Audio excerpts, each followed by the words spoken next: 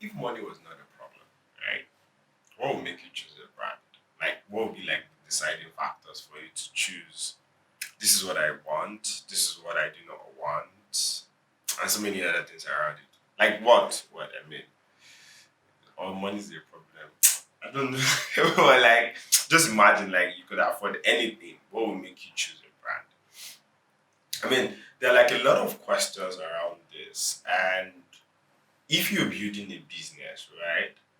One of the very important parts is, is that you understand how a lot of other dynamics affect what you do. Today, the major conversation I would be having is a lot around what should people expect to see, expect to receive, expect to experience, expect to get when they see your logo, right? When they see your visual expression, when they hear your voice, when they read from you. In brand strategy, we call that brand promise. And that's going to be the conversation for today. My name is Opeyemi Olugbemiro, and you are welcome to my YouTube channel. We're going to be starting today with a conversation that, sorry, a definition I saw by David Aker. In his book, Aker Unbranded, he said something around the fact that far more than a name and a logo, a brand is an organization's promise to a customer to deliver what the brand stands for, not only in terms of functional benefits, but also emotional, self-expressive, and social benefits. Right? Oof. This is a lot. In that, why you choose a lot of things at this point is around what you have come to expect. I know that we have heard from a lot of people that under promise, over deliver, exceed people's expectation, XYZ, right? But for the sake of consistency, right, it is important that you promise and meet promises 99% of the time than shock people with exceeding their expectation 12% of the time, right?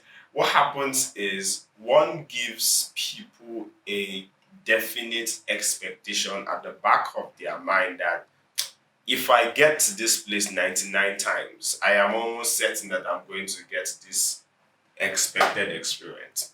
Another example that comes to mind is how many times do you feel like eating pizza when you move past your favorite pizza outlet? Or how many times do you think of having ice cream when you pass through like your favorite ice cream vendor? Or like, do you feel like seeing a movie when you get or when you pass through a cinema or you visit the mall and you're like, what's the best movie? What happens most of the time is when you pass through something about the brand, the first thing that happens is it reminds you of the previous experience you've had about that brand, and you can now decide if you want to get that feeling again, or like, that last feeling was bad and you just want to move away from it. So brand promises, right, or brand promise, to just make it singular, is that set of actions, feelings, logical and emotional benefits that you have set that this is what I will be to the people who choose me and keep to it. I've always explained that nobody sets up a business without having it at the back of their mind that they want to deliver good service. I want to assume that nobody does that, right? But sometimes it just doesn't work that way. But why? How can we increase the chances of ensuring that it works that way? One of the ways this can happen is that you do a proper brand strategy. I mean, I have discussed this a bit in like the previous video, and I think I mentioned that I was going to zoom in a bit more on brand promise because for me, it's one of my most favorite parts of building a brand strategy document because it answers a lot of questions. And if everybody in that company, from the top to the bottom, understand the importance of brand promise, they can ensure that the company is trusted for one thing. And if people can trust you, then they will keep coming back, right? So that's where that's like a whole lot of what the conversation today is going to be about. Brand promise is what should people expect from you, Ghana? My Yoruba is bad, but most times it just helps with like the ajasa. It's like I put it in I'm an African man, they made it from Nigeria. Yeah, so I just try to like put it sometimes. So in case you don't understand, I'll try to interpret what I can. But what should people expect from you? The brand promise exists in a customer's mind. See, one thing I've said is either you like it or not, brand promise is just like stories, or it's just like storytelling, right? Either you like it or not, you are telling a story. You are intentional about it, you are unintentional about it, you're telling a story. So it's the same thing for like brand promise. People grow to expect X from you based on what you have consistently done over a period of time, right? But what if you are intentional about what this promise is? What if you have documented what this promise should be?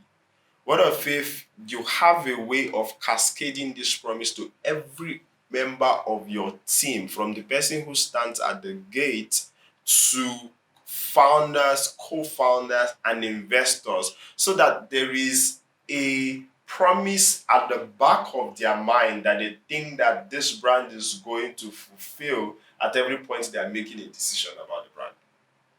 That's what brand promise is. It's like one, two, three sentences that helps to answer the question of what should people even expect from me? I was reading somewhere that a lot of times, right, a logo without a brand promise behind it is almost useless because when people now begin to see the logo, what should come to their mind? What's that promise that people should begin to expect from you? This, you know why this is even like very dangerous. If you do not have that way of creating like an expectation, what happens is most of the times you could be meeting and exceeding an expectation that your customers do not really care about, right? So what brand promise does is first it takes into consideration the needs, experiences, and aspirations of your target audience. Then you craft an experience, craft a product, craft a design, craft your storytelling, craft your communication, like communicate an essence that says, see, there is this I don't know if I can find it in the Mofolo or Abura. This thing will always do this way for you, right? So that's what brand promise is. Let me see if I can give a bit of why this is important for you.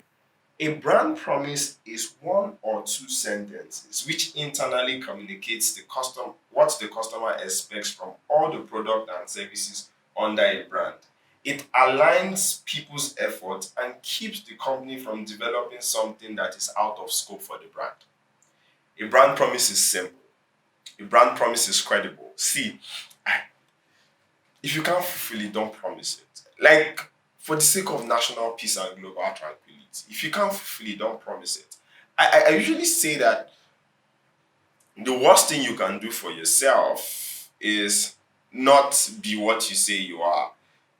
And when people begin to distrust you, it's hard for people to come back to the table. It's hard for people to come back to the conversation. It's hard for people to begin to unsee what they have seen, especially when there's a new option that they have seen that is consistent in delivering that promise, in delivering that quality of service. Right? It is unique. Right? Everybody almost exactly promises the same thing in the same space.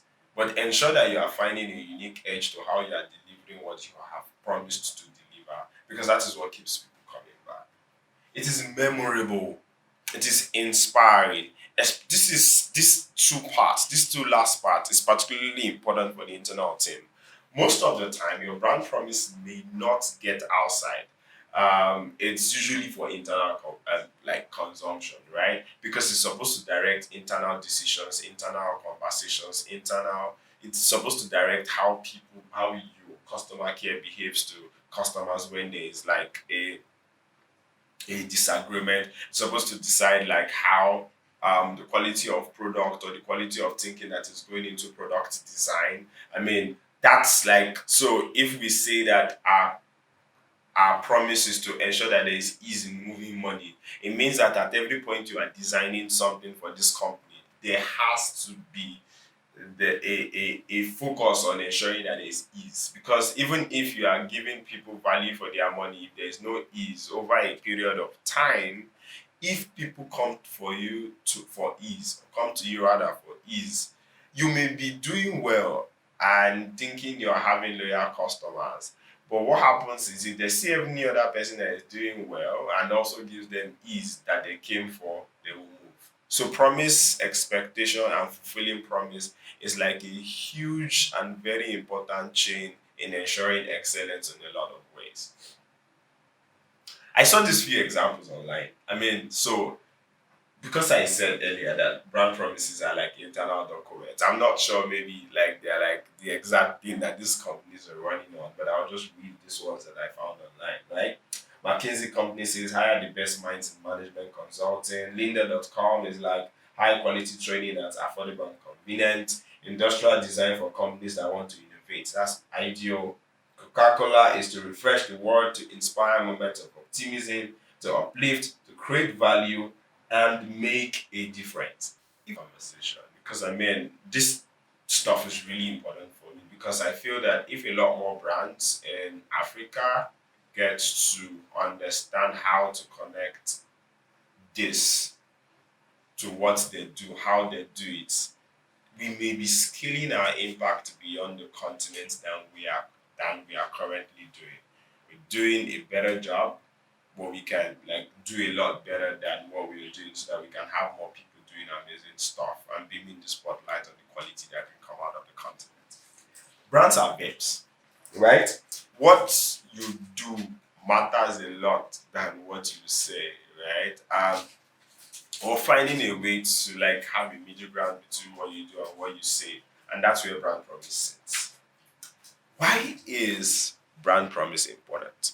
Why? Why is it important? Why? One, it helps to build trust. Um, Let me put it this way. If I see that you have met the promise that you promised me, right? 99% of the times that I've used you, it will be easier for me to. You know that at the back of your mind, I usually used to say it this way. You know the person to give your best clothes if you have 10 of your friends who are tailors. Like, it just occurs that this person will do this stuff well. So that's what trust does. That's what brand promise does. If you have a understood, properly articulated brand promise, and everybody in your organization have agreed to subscribe to, it helps to build trust for the people who are working. Even internally, if everybody have like a sense of cohesion, direction, then it's easy for people to focus their energy towards giving you the quality of results that you have determined.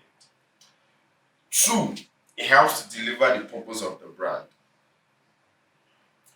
I didn't even know like that was like the next thing that I was going to be talking about. But when your brand promise is well articulated internally, it ensures clarity in the motto behind a brand and that every other person in that organization aligns towards achieving that promise. So it's more like a North Star metrics. Like this is what we are going to do. And when this North Star metrics is achieved, then we can make more money, then we can scale, then we can grow, we can get more investment.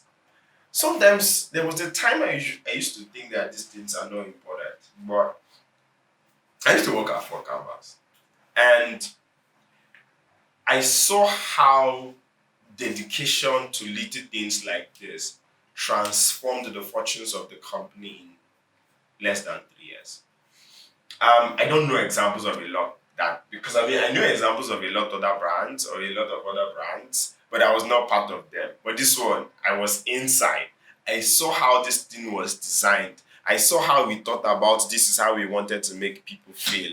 I saw how we thought about if we do X, Y, Z, people will feel this way and they will come back. And we recited it, downloaded it, digested it, acted it out, and in a couple of months, things changed. So when people know that everybody in this bus is going to Ujueleba, when people begin to stop at Yaba, people will like, wait, guy, this is not the plan now. So it will be easy for people to bring everybody back to the same page.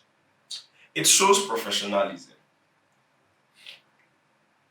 in that there is an established level of quality expected from the people on this team. I was reading something once how um, it was on the alignment of the chips on one of like the first Macintoshes, and there was an issue, and Steve Jobs was like, "Oh, we have to get this done." That I know that people may not know, right? That something like this happened or something like this did not happen or like that the chips are not aligned because I mean it's inside, you can't see it, but that we will know, and that's enough reason for us to adhere or get this thing done or get this thing properly solved. It shows that when there is a promise that is like a North Star metrics of something that you want people to always get, it helps to ensure that there is a level of professionalism attached to the quality of services that you offer. Consistency, I've mentioned that before, then it also motivates the same. So, in a few minutes, I want to see if I can drop like a few pointers. The thing you should do when you're trying to build an amazing brand promise is that you look at the people you want to serve and then you kind of like identify them and get to ask them questions. What do they want? What do they really want? How do they want it? Right? I don't, I mean, a lot of times we can hide this under, right? Hide this under market research and a lot of other things around it. But ask questions. What do you expect from me? I mean, if you're already an existing brand, then maybe you ask the existing customers, why have you been coming back? Um, what is it that keeps you coming back to us so that you can identify what you should scale, right? So that's the first part of developing a brand promise. It's like asking people or understanding what people really want from you, then contextualizing it like, so this is what people want, how can we deliver it our own way, right? And that's like the second question that you will now be answering around your value. Now that you have identified what it is that you want to do or the promise that more like what people want or expect from you, they now categorize it under, okay, what product category am I offering that helps to solve this problem? What quality am I looking to play around, right? What price point am I looking to play around? Am I going to be premium? Am I going to be affordable? Am I going to be mid range? And what values will I be standing on in delivering these promises? When you understand this, it helps to like put a lot of perspective into giving you a great brand promise. So, first things first, understand how your customers see your existing brand. This is very, very important. Understand how your customers see your existing brand. Two, place your brand in the middle of, place your brand in the market on these four dimensions that I explained earlier: product category, quality, price, and values, right? I'm not going to do the whole price, quality, and product category part, right? But I'll just stick on values in today's conversation. Define your organizational values are like practically really, really important in like defining values because your brand promise. Your organizational values are important in defining your brand promise, right? Because your values are what you stand on. You can't promise away from what you stand on. And I do not know if I'm going to have a chance to get to discuss core values. And if I'm going to do that, I may possibly even bring Victor Fatoli to have that conversation because he's like one of the most amazing people I have seen do this thing around core values in a very, very amazing way. I mean, core values are not just those things you just think of. I mean, honesty, integrity, hard work, team. Like, I'm like, did you people really think or you just slapped this thing on your website as part of website content? It is something that you need to decide. These days, I'm even getting, anytime I get to design brand strategy document, I ensure that your core values are not one word, that they are like a statement that you can visualize. Instead of even saying honesty, we stand on, let me give an example, because that we stand on is already looking deep.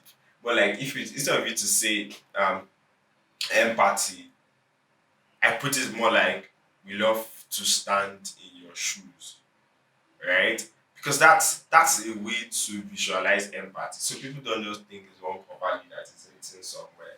Define your customers. The first one is speaking to your prospective customers. Second one is defining your brand in the context of different categories, right? Product category, quality you want to play, price point, the values you stand on. The third one is defining your customers, right? It is like, what group of people will I be serving? How would I categorize them? Right? I've always said it that when I get into conversations with people and we're like talking and they're like, I am for everybody. I'm like, are you boy? If like I am for everybody, like are you boy, right? So the last one will now be, now if I've understood your customers, now that you have placed them in the categories and you have defined your customers, I'm going to put a picture that helps to like define this. Then you can now go and string it into a sentence that says your brand serves this customer category by providing quality level product category at what price level to customer values. I mean, what this just means is that if you understand your people, you understand what you can deliver, you understand how you want to deliver it, that is different from how any other person is delivering it in the market currently. Putting that into a sentence is like the last part. And ensuring that that thing is in a document that everybody in the organization looks at and adheres to is also a very, very important part of the whole conversation. To end, it's just very important that everybody in your organization has seen what they need to deliver to your target audience the same way. And that is what brand promise will help to crystallize. So it's like when you are bringing someone into your company, one of the first conversations you have is, this is what we do, and this is how we do it for people. If you cannot do things at this level, then you are not. If not, and it should not be more like something that is always in the founder's head, like, or we are more now. No, tell us, make it obvious. And I hope that some of the things I've shared, I'll try to see if I can share like a couple of links to help you properly do this. If you have questions, drop it in the comment section. I'm going to try to answer as many as I can. Like this video, subscribe, and I hope you have learned something about writing brand promises today. My name is Opayemi Olugbemiro. There's several other videos, right? That you can watch. There's one on brand strategy, there's one on storytelling, and a couple of other videos that you can watch. Have an amazing day.